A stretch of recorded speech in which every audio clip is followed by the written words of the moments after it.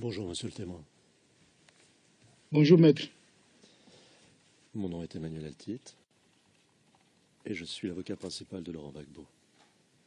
À mon tour, je vais vous poser des questions auxquelles je serai reconnaissant de répondre de manière précise et concise. D'accord? Alors, on y va. Oui, maître.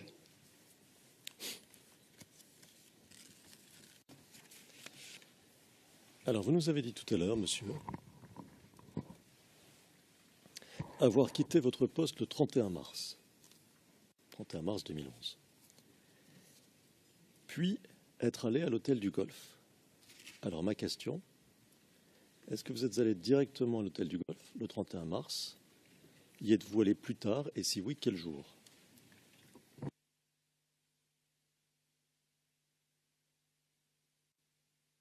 Je suis allé le jour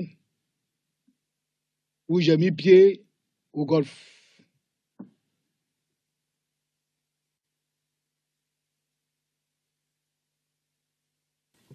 C'était à peu près quel jour? Est-ce que vous en souvenez? À quelle date? Je suis allé, après avoir contacté le garde du corps du général Mangou, qui m'a informé du fait que le général Mangou serait parti dans une ambassade. C'est le lendemain matin, que je suis allé au golfe.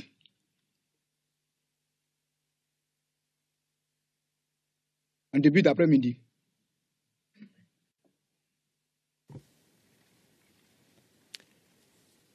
Est-ce que l'on peut considérer que le 1er avril est la date où vous êtes rendu au Golfe?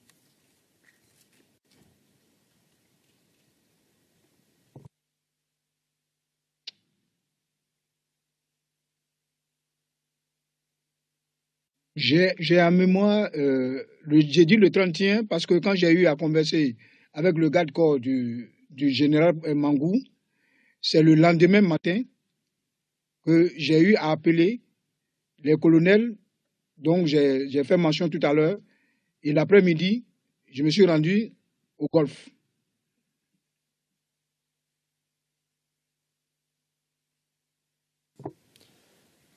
Qui avez-vous contacté pour vous rendre à l'hôtel du Golfe?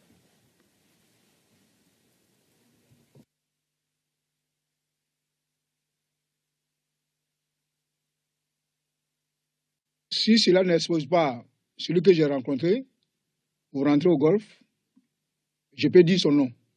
Mais sinon, si c'est possible, j'allais demander à Monsieur le Président si on peut faire huis clos à cela. Sinon, je suis prêt à dire le nom de celui que j'ai constaté pour aller au golfe. On peut faire un huis clos. Je me tourne vers le président.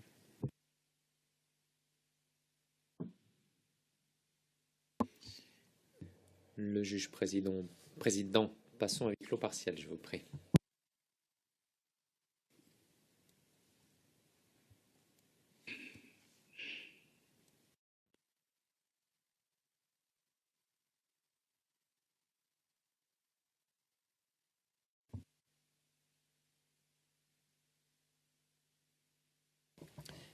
La greffière d'audience, nous sommes en audience publique, Monsieur le Président, le juge président, merci.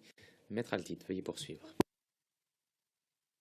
Alors, monsieur, si je comprends bien, vous êtes resté un certain temps à l'époque à l'hôtel du Golfe.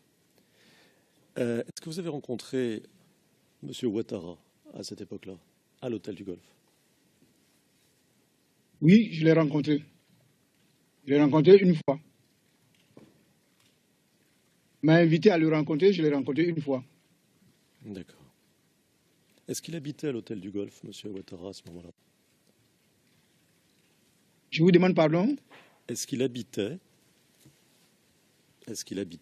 à l'hôtel du Golfe, monsieur Ouattara, à ce moment-là? Oui, il habitait à l'hôtel du Golfe. Il habitait à l'hôtel du Golfe. D'accord. Est-ce que vous avez vu, toujours à cette époque-là, à l'hôtel du Golfe, des conseillers militaires ou civils français?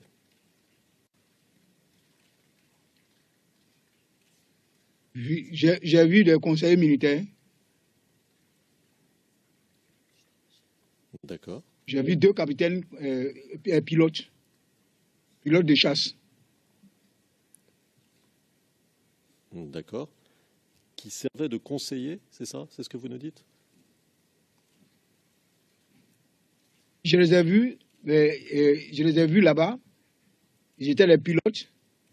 Mais conseillers de qui, je ne savais pas. Mais je les ai vus là-bas. J'ai vu 2 capitaines là-bas. C'est des pilotes. D'accord. Est-ce que vous avez vu ou saviez-vous s'il se trouvait à l'hôtel du Golfe à cette époque-là des com-zones? Et si oui, qui? Oui, les com-zones y étaient. Il y avait les com-zones, il y avait Ouattao, il y avait Chérou Ousmane, il y avait tous les com-zones y étaient. En tout cas, moi, je les ai vus là-bas. D'accord.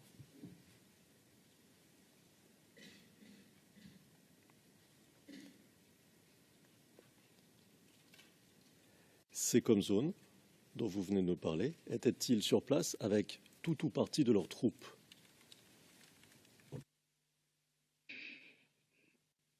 Ils sont venus, ils n'étaient pas toujours en place là-bas. Ils sont venus une fois parce qu'il y avait une réunion que nous avons faite avec le Premier ministre Soro Guillaume ce jour-là. C'est ce jour-là, je les ai vus en grand nombre, avec des éléments, mais ils sont repartis. Après la réunion, ils sont repartis. Donc, je ne sais pas si la nuit, ils rentraient ou ils sortaient, mais c'était sûr, après la réunion, ils sont partis. D'accord.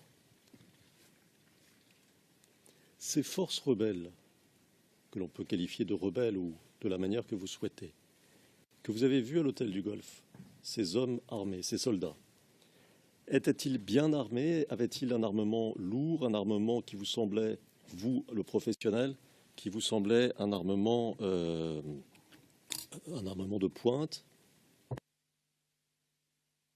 Oui, ils étaient bien armés.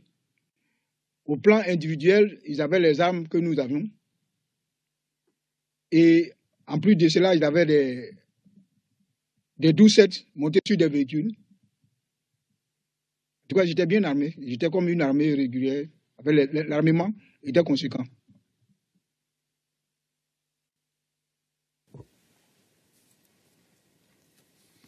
Et à votre connaissance, y avait-il des contingents de l'ONU à l'hôtel du Golfe à cette époque-là?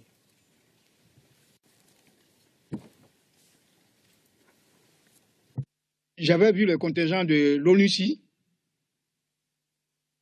Ils y étaient. C'est ceux-là que je voyais. En plus de ceux-là, il y avait les éléments de FAFN.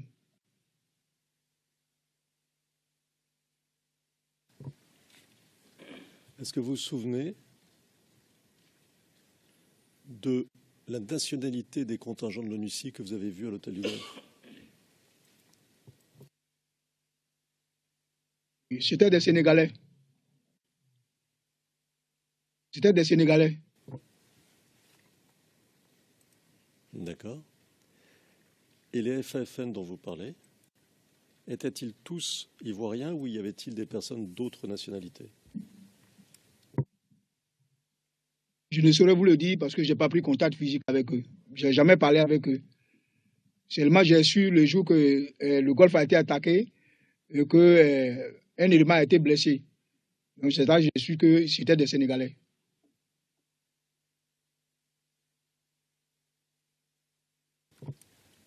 D'accord.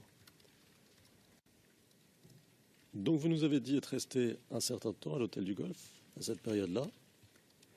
Est-ce qu'à un moment, lorsque vous étiez là, vous avez vu arriver des personnes qui avaient été appréhendées dans la résidence présidentielle?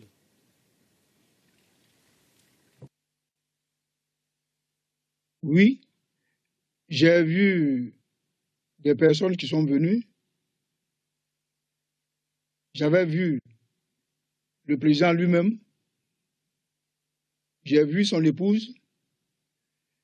J'ai vu Madame Soé. J'ai vu le commissaire Robé. J'ai vu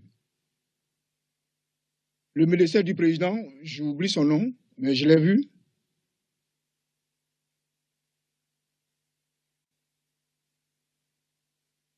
J'avais vu Mme Adobi. J'ai vu le ministre, et à son âme, le ministre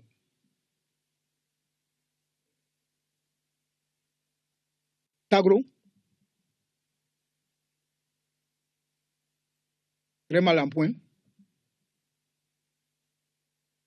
Voilà, je me souviens de ces noms-là.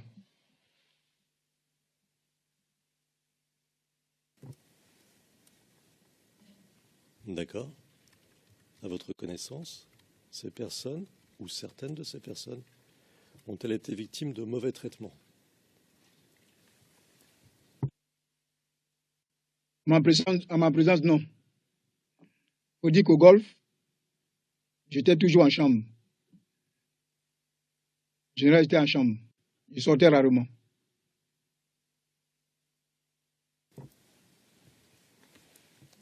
Vous sortiez rarement parce que vous ne vouliez pas sortir ou parce que vous n'aviez pas le droit de sortir?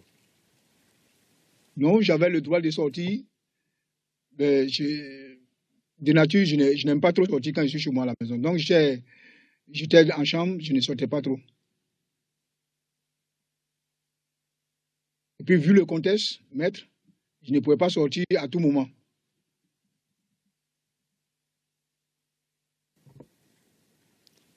D'accord. À votre connaissance, qu'est-il devenu de M. Tagro? M. Tagro a décidé, maître.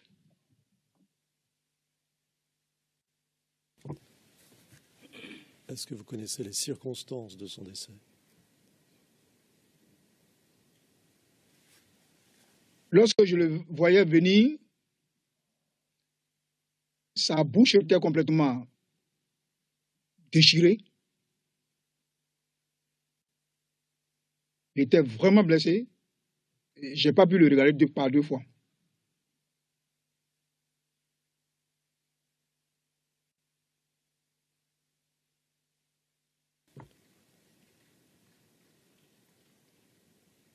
D'accord. Parmi les autres personnes que vous avez vues, venant de la résidence, certaines montraient-elles des traces de coups, des ecchymoses, des saignements?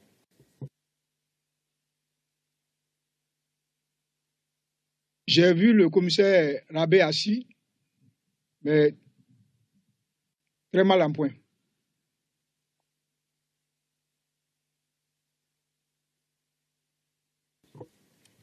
D'accord. Qu'est-il devenu?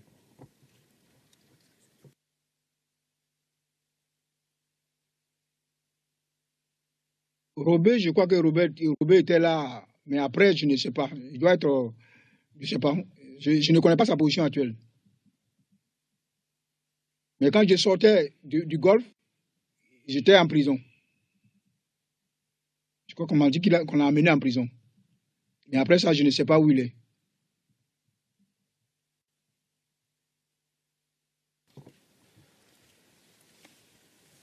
Dites-moi, après la chute de la résidence, est-ce qu'à votre connaissance, il y a eu des représailles menées contre les FDS et ou la population civile? Est-ce qu'il y a eu, par exemple, des actions qui ont été menées par les ex-rebelles contre des personnes parce qu'elles étaient suspectées d'avoir soutenu le gouvernement?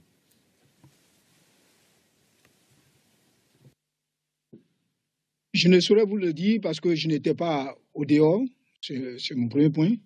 Mais après le temps, nous apprenions, soit sur YouTube ou bien d'autres presses, nous relataient ce qui s'est passé à la résidence du président. C'est sur les réseaux que moi j'ai eu à me renseigner. Sinon, je n'étais pas au courant de tout ce qui s'est passé concernant les civils ou les militaires. Je sais qu'il y a beaucoup de militaires qui sont partis en prison. Il y a beaucoup de civils qui sont partis en prison. C'est ce que je sais.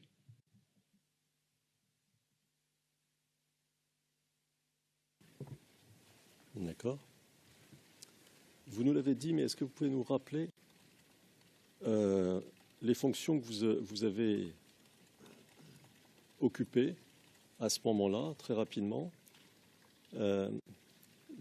Allez-y, monsieur, je vous vois prêt à répondre. Allez-y.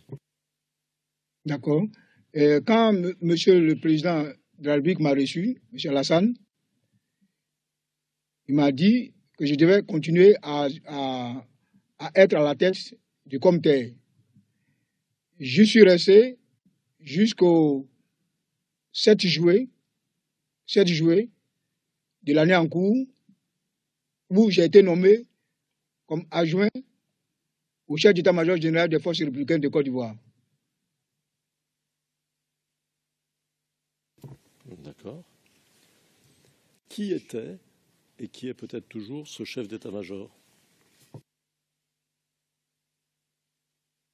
En ce moment, c'était le général Bakayoko, Soumaïla Bakayoko, qui était nommé le chef d'état-major général des forces républicaines de Côte d'Ivoire. Et j'étais son adjoint. D'accord. Jusqu'à quand êtes-vous resté son adjoint? Maître, je ne vous ai pas saisi. Je vais répéter. Jusqu'à quand êtes-vous resté son adjoint? Jusqu'en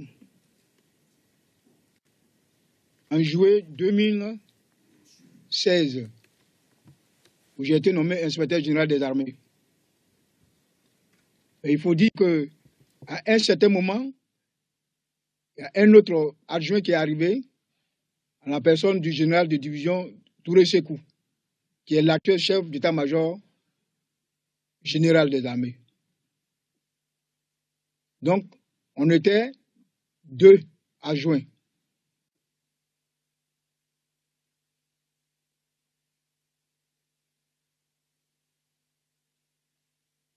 Quand le général Touré a été nommé, moi, je m'occupais de la logistique.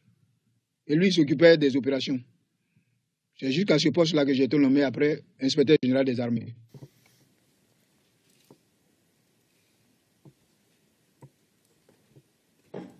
Très bien.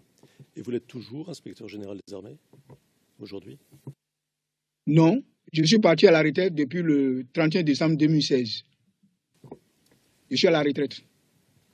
D'accord. Alors, vous venez de nous dire que vous occupiez une position éminente dans la nouvelle administration. Est-ce que certains de ceux dont vous nous avez dit que ex-FDS, ils avaient été emprisonnés,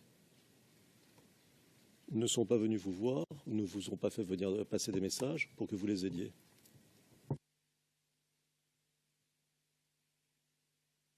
Non, mais j'ai reçu la visite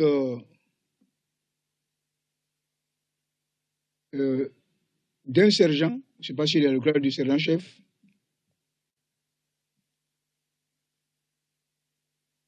qui est venu une fois chez moi à la maison, Gossé, il s'appelle, et qui voulait me demander de l'aide. En dehors de lui, personne n'est venu me voir pour me demander de l'aide.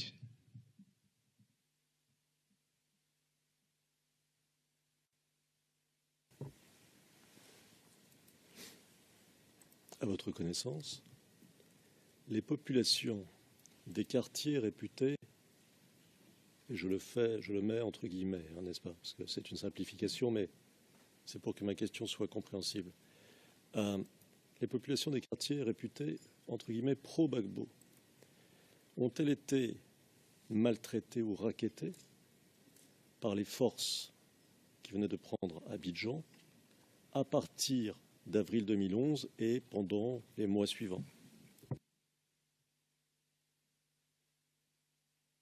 Je n'étais pas sur le terrain, donc je ne peux pas vous répondre exactement, puisque je n'ai pas reçu de plainte concernant les actions ou les actes posés par les FRC. Je ne peux pas vous répondre, maître. D'accord.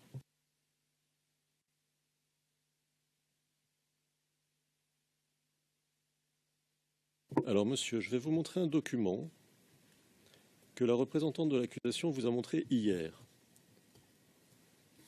C'est le numéro CIV-OTP 0018 0047 et c'est l'onglet numéro 67.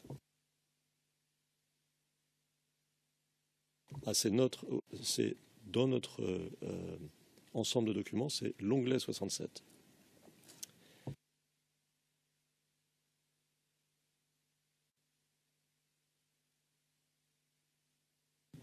Et ça peut être montré publiquement.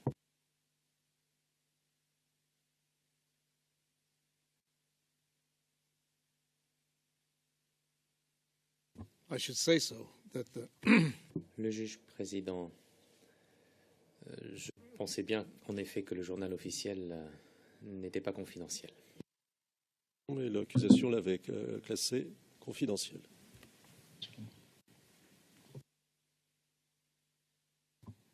Well, I avoid comment.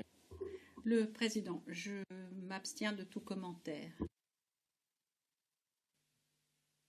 Alors, vous le voyez, monsieur, sur votre écran,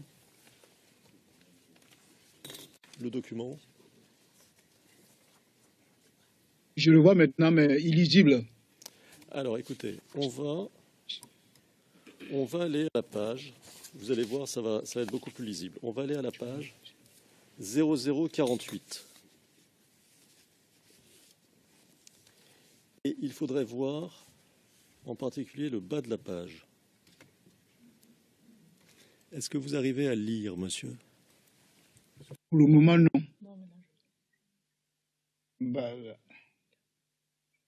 oui, c'est bon là. Non, D'accord. Oui, j'arrive à lire ici. D'accord. Je pense que la greffière qui est à votre côté, l'a sur son ordinateur. Donc peut-être que si jamais vous n'arrivez pas bien à le lire là, vous pouvez lui demander de regarder. Le document est présentement au témoin. Merci. Alors, donc nous sommes à la page 0048. En bas à droite, en bas de la page à droite, on peut voir le décret du 14 novembre 2010 portant réquisition des forces armées. Est-ce que vous le voyez, ce décret, monsieur? Oui, maître. Je vois nettement.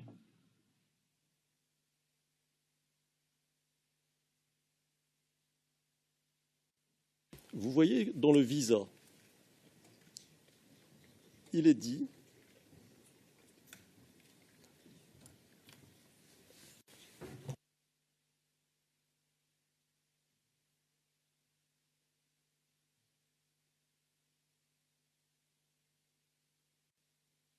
alors dans le visa, vous voyez qu'il y a marqué « Vu l'accord politique de Ouagadougou en date du 4 mars 2007 » et ses accords complémentaires. Vous voyez ça?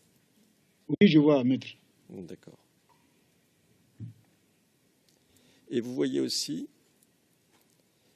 un tout petit peu plus bas, vu le décret numéro 2007-82 du 16 mars 2007 portant création du centre de commandement intégré, CCI. Vous voyez ça? Je vois, maître. Donc, l'on voit là que le décret dont nous parlons est adopté en application, entre autres choses, de l'accord politique de Ouagadougou du 4 mars 2007 et du décret portant création du CCI.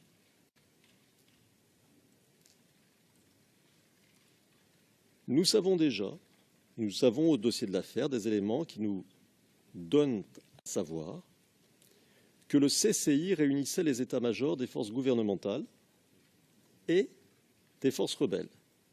Il avait été instauré suite aux accords de Ouagadougou. Alors ma question,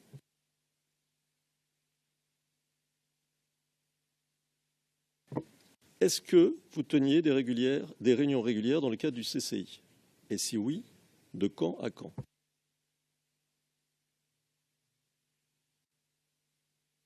Les réunions du CCI, c'est le chef d'état-major qui tenait ces réunions, souvent à Yamoussoukro, avec le général Bakayoko, le général Nicolas et lui-même, et puis peut-être d'autres participants.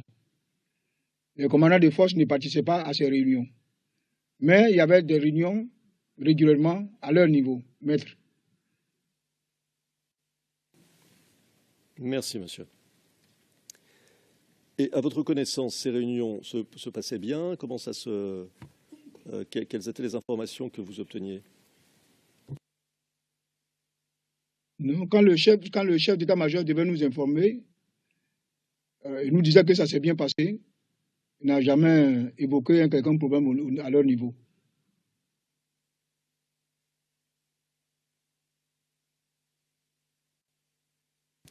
Alors, vous voyez à la page suivante, qui est la page 0049, toujours du décret, hein, tout en haut à gauche, l'article 2 de ce décret. Est-ce que vous voyez ça, l'article 2?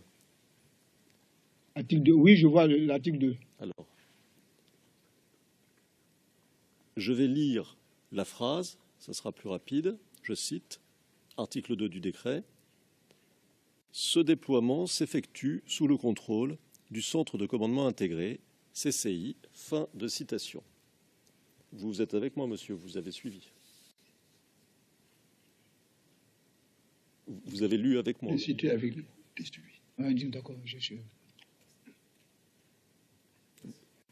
Je vous suis, maître. Merci. Alors, ma question, de cela semble découler que l'état-major des forces rebelles était partie prenante aux discussions sur la sécurisation des élections. Est-ce que c'est juste? C'est juste. D'accord. Est-ce que vous, et cette fois-ci, je sors un peu du cadre dont nous venons de parler, c'est-à-dire les réunions dans le cadre du CCI dont vous avez parlé, est-ce que vous avez eu des réunions avec les représentants des forces impartiales?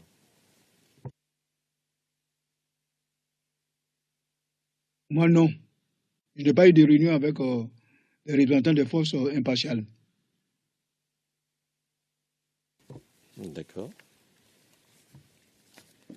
Dans le cadre de vos fonctions ou dans un cadre personnel, étiez-vous en contact avec des officiers français?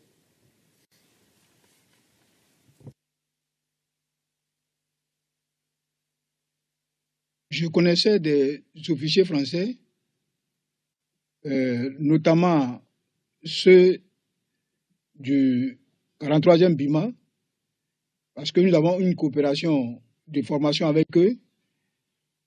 En ce qui concerne les parachutistes, souvent nous travaillons ensemble.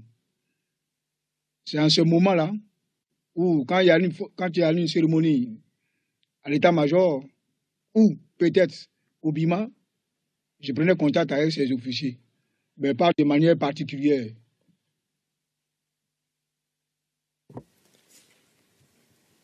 Très bien. Lors de la période électorale, ou juste avant, est-ce que l'un de ces officiers, ou un officiel français, pas nécessairement un militaire, vous a mis en garde en vous faisant comprendre que ce serait bon que vous quittiez votre poste, que que des événements terribles allaient se produire? Non. Un officier français, non. Très bien. Pendant la crise, cette fois-ci, pendant la crise, donc à partir, disons, du deuxième tour des élections présidentielles, avez-vous été approché par un représentant des autorités françaises, civil ou militaire, qui vous aurait demandé de mettre fin au combat? Non, c'est le commandant Oulata qui m'avait approché. Et lors d'une de nos réunions chez M. le Président de la République, j'ai rendu compte que le commandant Oulata voulait me croiser.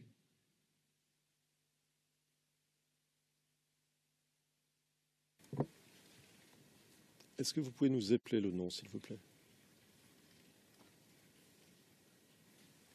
Oulata Gaoudi Pierre. Oulata, comme Oscar, uniforme, tango, 2 fois tango, alpha. Plus loin, Gaoudi, golf, alpha, hôtel, Oscar, uniforme, delta, India, Pierre, Gaoudi, Oulata Gaoudi Pierre.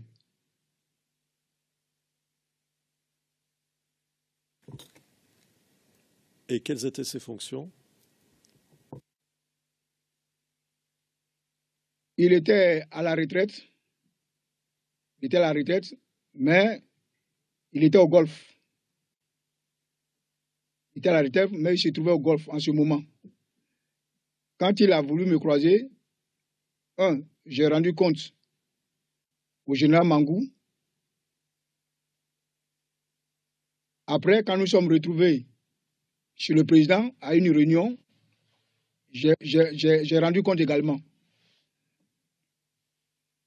Parce que moi, je ne voulais pas le croiser. Le général Mangou voulait que je le croise. Mais j'ai dit non, mais j'ai rendu compte au président de la République que Gaoudi voulait me croiser.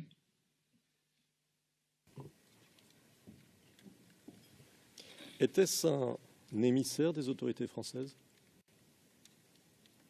ce commandant? Il était militaire. Quand il était au Golfe, en tout cas, il se prenait pour un militaire. Quand je suis allé au Golfe, je l'ai vu avec le galon de colonel-major. Mais je sais qu'il est parti à la retraite commandant.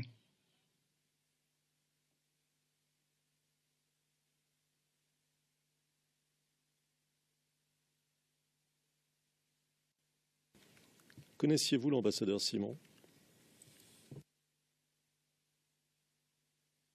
Je connais l'ambassadeur Simon, mais je n'ai pas de relation particulière avec lui.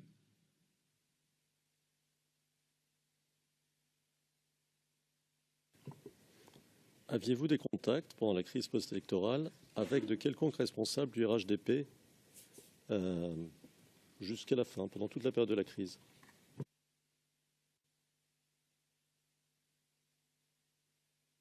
Après la crise, mon épouse devait se rendre en Europe. J'avais besoin d'un visa français. Donc, par le biais de l'ambassade, je l'ai eu et il a autorisé, comment on appelle ça, il a posé à ma femme d'avoir un passeport. C'est ce que j'ai fait. Si ce n'est pas des cérémonies à son domicile, nous n'avons pas de contact.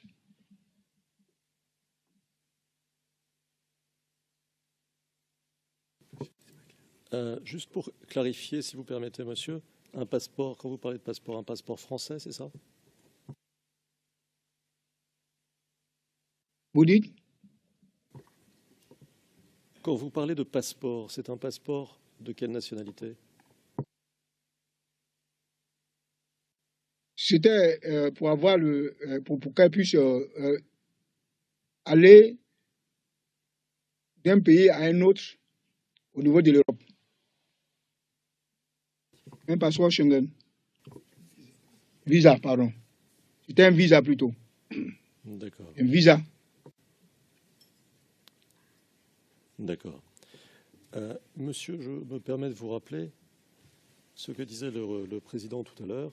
Si vous vous sentez un peu fatigué, vous nous le dites. Et on peut tout à fait comprendre.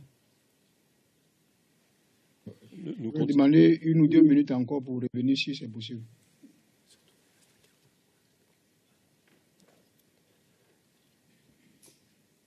Monsieur le Président, que faisons-nous?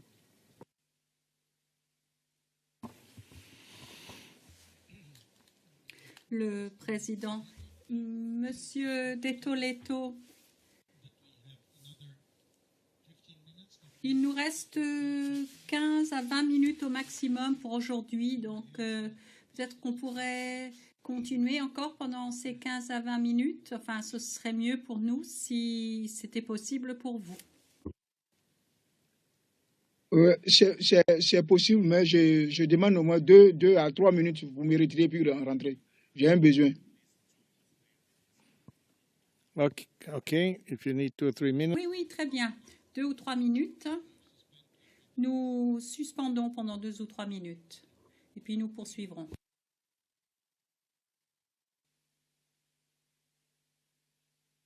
All rise, veuillez vous lever. So here we are again. Le Président, eh bien, nous revoilà. Est-ce que tout va bien, Monsieur le témoin? See you another 15 minutes. Nous allons poursuivre encore 15 minutes. D'accord? Président, tout va bien. Mettre le titre. Président. Alors, monsieur, y a-t-il eu pendant la crise, parmi vos subalternes, des personnes qui ont été approchées, soit par des rebelles ou ex-rebelles, soit par les autorités françaises, soit, j'ajoute, par des diplomates étrangers? Je n'ai pas eu de compte rendu dans ce sens-là.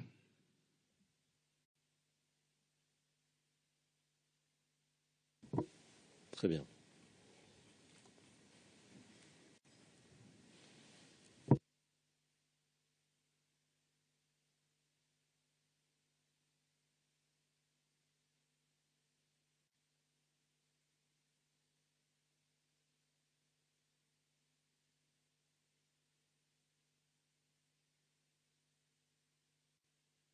Je vous demande une seconde, monsieur.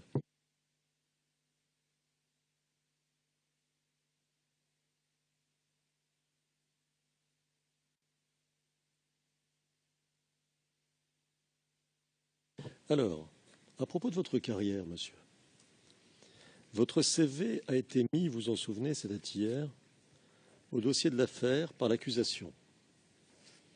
Je n'y reviens pas, je mentionne simplement le numéro pour que les choses soient claires. CIV OTP 0005 0072 à l'onglet 26.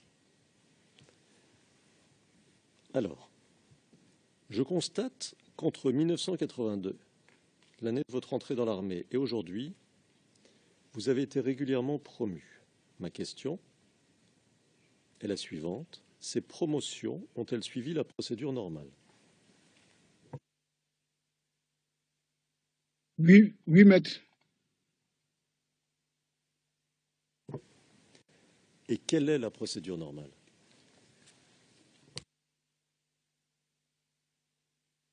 En fonction des grades, un palier qui était établi.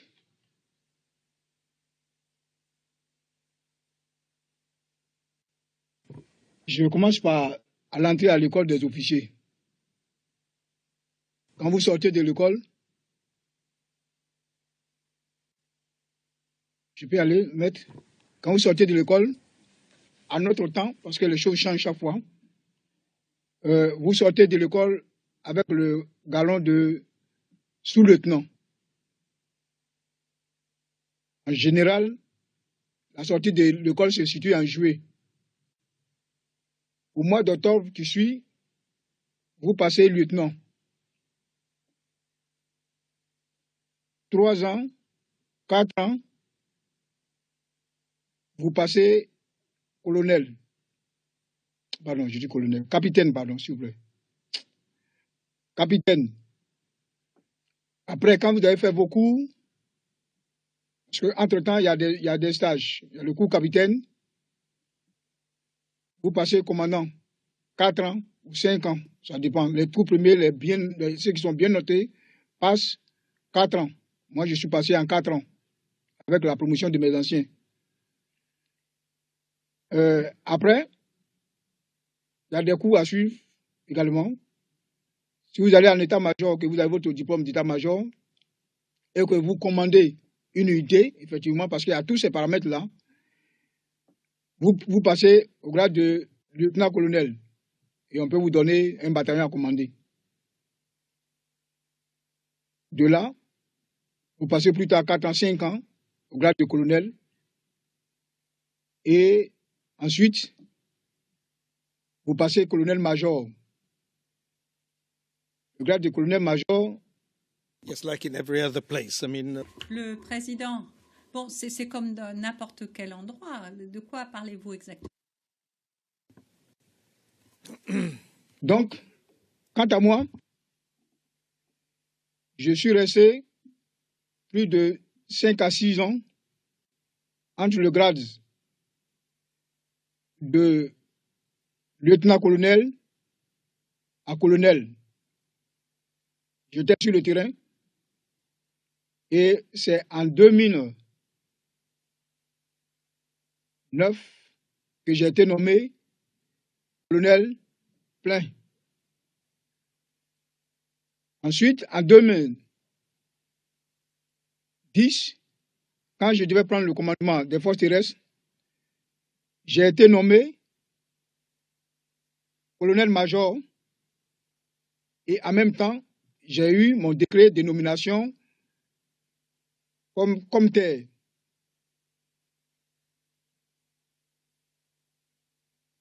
Cela le 10 avril 2010. Donc, j'ai passé successivement, comme il se doit, les galons.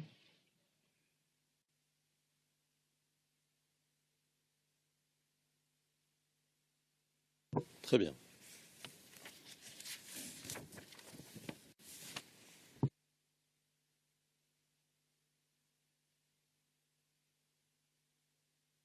Alors, hier, vous nous avez parlé du PC Crise, en nous disant que c'était la même chose que le CPCO. Vous vous souvenez de ça? Oui. Je vous ai dit que le PC Crise, pour moi, c'était le CPCO qui était mis à la disposition de l'état-major pour gérer les situations sur le terrain. Alors, vous pouvez peut-être nous aider un peu, parce qu'il n'est pas facile de distinguer. Bon, le CPCO, vous nous avez très bien expliqué, c'est très clair. Les fonctions, la manière dont ça se passe, etc. Mais le PC Crise, est-ce que c'est quand certaines personnes du CPCO se réunissent et réfléchissent à un problème particulier? Est-ce que ce sont quand les généraux se réunissent entre eux pour discuter? Est-ce que vous pouvez nous dire s'il y a quelque chose qui distingue le PC Crise du CPCO ou si c'est simplement la même chose sous un autre angle en quelque sorte? Merci, maître. Dans un premier temps, ça prend les deux volets. Parce que le centre de planification et de conduite des opérations était lié à la gestion de la crise sur le terrain. Et c'est quand le centre de planification et de conduite des opérations nous fait le point, tous les généraux sont présents. Donc, si je m'exprime bien, le CPCO a gardé son entité comme par le passé.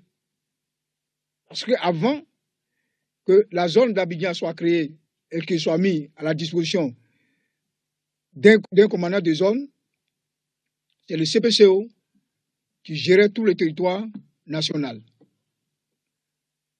Mais quand le centre d'Abidjan a été créé, il est toujours resté s'occuper du com-théâtre également. Donc, c'est le CPCO qui gère au niveau de planification et le com-théâtre et la zone d'Abidjan. Mais particulièrement pour Abidjan, tous les généraux se réunissaient pour débattre des problèmes survenus, eu des événements survenus au cours de la journée ou la journée d'avant.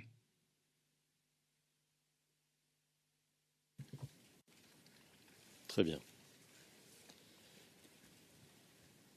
Alors, j'ai passé à un sujet un tout petit peu différent. Je n'ai que quelques questions.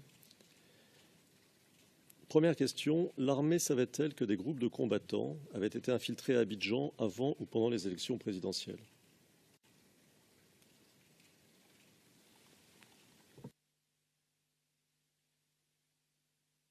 Pendant les élections présidentielles, il y a eu un accord, je crois que c'est le décret qui sécurisait les élections. Dans ce décret, il était dit que les forces de défense et de sécurité devaient fournir des éléments et de l'autre côté, les FAFN devaient en fournir. Le principe, c'était que ceux des forces de défense et de sécurité s'en iraient au nord et les FAFN à Abidjan, dans le sud.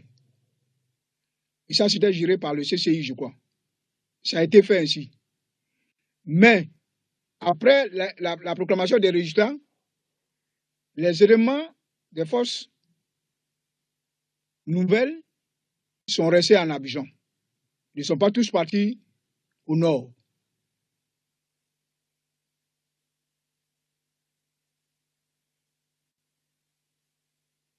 Très bien.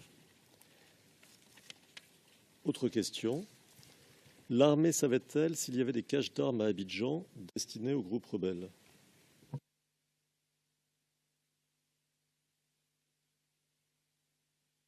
Oui, l'armée avait des informations comme quoi il y avait des caches d'armes.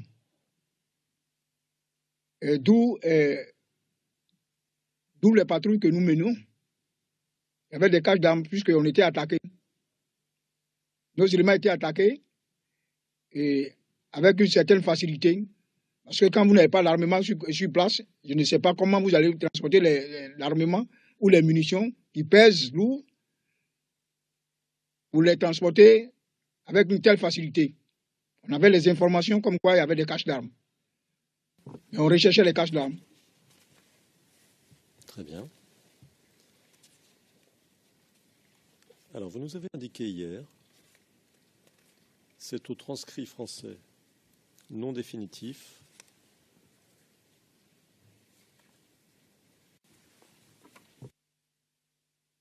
page 59, à partir de la ligne 5. Je vais lire ce que vous nous avez dit hier. C'est très rapide et après j'ai une question. Et c'est vous qui parlez, monsieur, en réponse à une question du représentant de l'accusation. Et vous dites ceci, je cite. Oui, nous avons eu une réunion dans le mois de décembre, le 1er, le 2, je crois, le 4 ou le 5. Mais ces réunions, c'était le chef d'état-major qui allait rendre compte de la situation qui prévalait sur le terrain. Parce qu'il faut dire que depuis qu'il y a eu l'investiture des deux présidents, l'un au Golfe, le président lui-même au plateau, les commandos invisibles ont commencé à attaquer nos positions. Toutes nos positions ont été attaquées par le commando invisible. Fin de citation. Donc, si je comprends bien, les attaques du commando invisible ont commencé dès le mois de décembre 2010. C'est bien ça? Oui, maître. Monsieur le Président, je vois l'heure.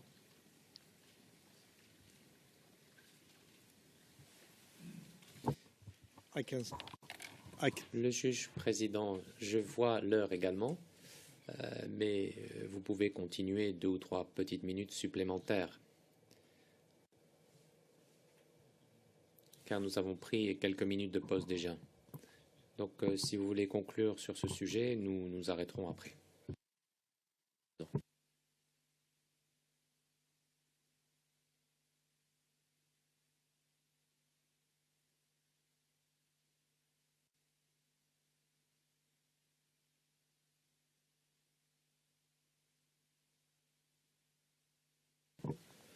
Alors, monsieur, quelques questions sur un autre sujet. Vous nous avez indiqué hier, et c'est au transcrit français non définitif, page 13, à partir de la ligne 1, ou plutôt de la ligne 2, plutôt de la ligne 1, pardon, et je vais citer. Alors il me manque les 2-3 mots du début de la phrase. Vous me pardonnez, mais vous allez vous souvenir que vous avez dit ça. Alors je cite. Soit il passe par le CPCO, ou il passe par moi pour en faire la demande au chef d'état-major des armées. Il y a eu une demande de mortier, mais c'était à l'ouest. À l'ouest, pour un recomplètement des munitions et desservants qui se trouvaient dans la zone ouest de la Côte d'Ivoire. Je me souviens de ça, mais en dehors de ça, je n'ai jamais demandé qu'il y ait utilisation de mortier à Bobo, notamment. Je n'ai jamais fait cette demande-là. Fin de citation. Alors ma question, est-ce que vous vous souvenez à quelle période la demande dont vous faites état pour obtenir des mortiers à l'ouest a été faite? Est-ce que vous vous souvenez quand vos subordonnés vous ont fait cette demande, à peu près? J'étais à l'état-major. Il était 18h et quelques. Le chef d'état-major était parti chez lui à la maison. Et j'ai reçu une demande de la part du colonel-major Séry Polier, qui était le responsable de la logistique. Les éléments qui étaient à l'ouest avaient besoin de munitions au niveau, c'était des munitions de 82 mm, 81 ou 82 mm. Et il a demandé si je pouvais signer la demande, parce que le lendemain matin, ou plus tard la nuit, il allait faire convoyer les munitions à l'ouest. Alors, j'ai appelé le chef d'état-major pour lui dire qu'il y a une demande en face de moi. Est-ce que je pourrais signer? Il m'a dit oui, que c'était une bonne initiative. Et j'ai signé le bon de munitions. C'était des munitions de 82 mm. Mais il devait être accompagné par les servants. Il faut dire qu'au niveau de l'Ouest, bien sûr le théâtre, on faisait des relèves régulièrement. Mais à leur niveau, la relève n'avait pas été faite. Donc nous avons profité pour faire la relève en même temps en convoyant les munitions.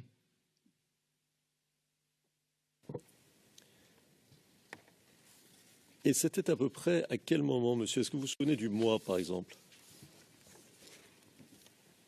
C'était dans le mois de mars. Février-mars, en tout cas, c'était vers la fin.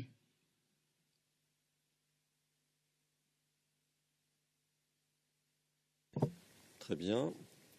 Alors, je vais vous lire votre déclaration antérieure, la déclaration que vous avez faite aux représentants du bureau du procureur en 2015. Le numéro est le suivant. 6 VOTP 0080 1525 de la page 1536 à la page 1537, ligne 394 à 416. Alors,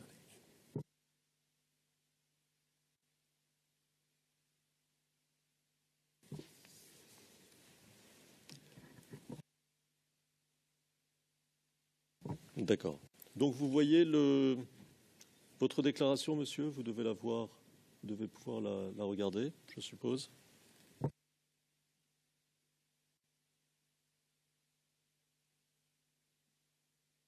Oui. Très bien.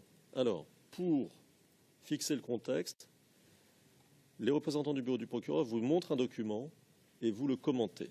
Alors, je vais citer à partir de la ligne 394.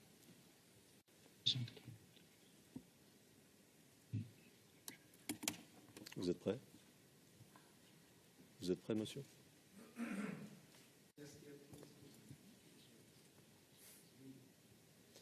Alors, intervieweur 3. Oui, c'est un document, c'est un message. Personne entendu, c'est-à-dire vous-même, monsieur. Intervieweur 3, qui est destiné à un commandant d'unité, qui est daté du. Celui-là, c'est le 6 décembre. Oui, mais c'est en provenance du Comter. Personne entendu, vous-même. Intervieweur 3. Dans le cadre de la sécurisation du post-scrutin présidentiel. Je vais vous laisser lire le document. Et il ajoute, c'est daté du 6 décembre 2010. Puis cela a un numéro 0071 0684. Et vous-même, vous répondez, ligne 408, oui, c'est ça. Oui, en ce moment-là, je me rappelle très bien qu'en ce moment-là, tout ce qui est à l'ouest, tout le pays, à partir du 1er, on avait commencé à être attaqué. Et les éléments basés à l'ouest, précisément à Guiglo, tout ce qui est à Djouekwe, etc., avait besoin de moyens, donc ils ont fait une expression de besoin de moyens.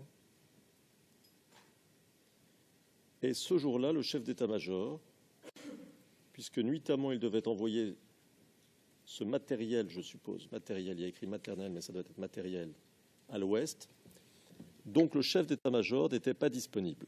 Donc la division logistique m'a amené ça pour signer, pour que rapidement, on puisse envoyer la nuit, puisque vers 18h, Mangou n'était pas là.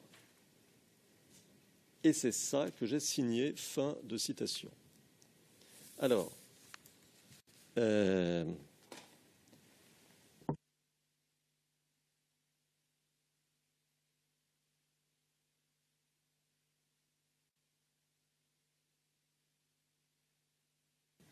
vous souvenez d'avoir dit ça, monsieur? Oui, maître.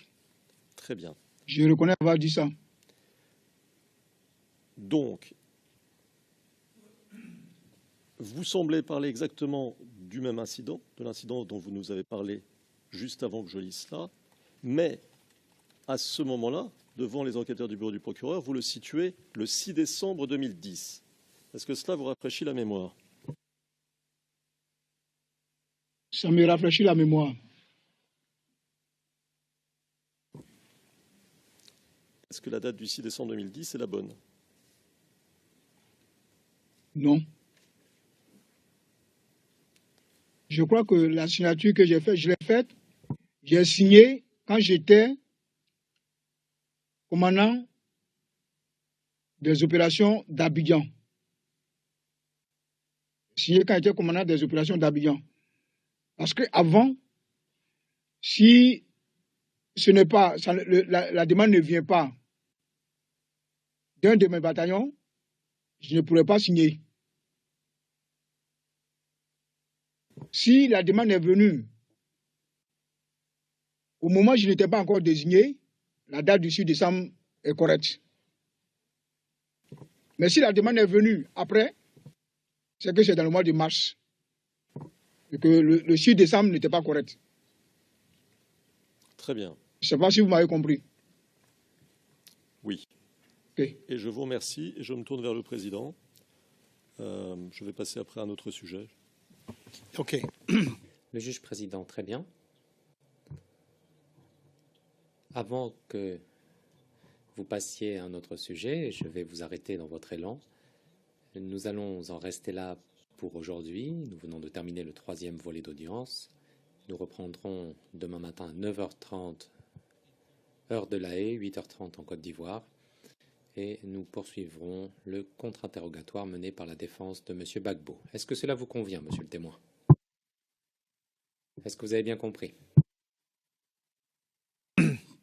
Thank you very much. Le juge président, merci. L'audience est levée jusqu'à demain matin, 9h30 ou 8h30.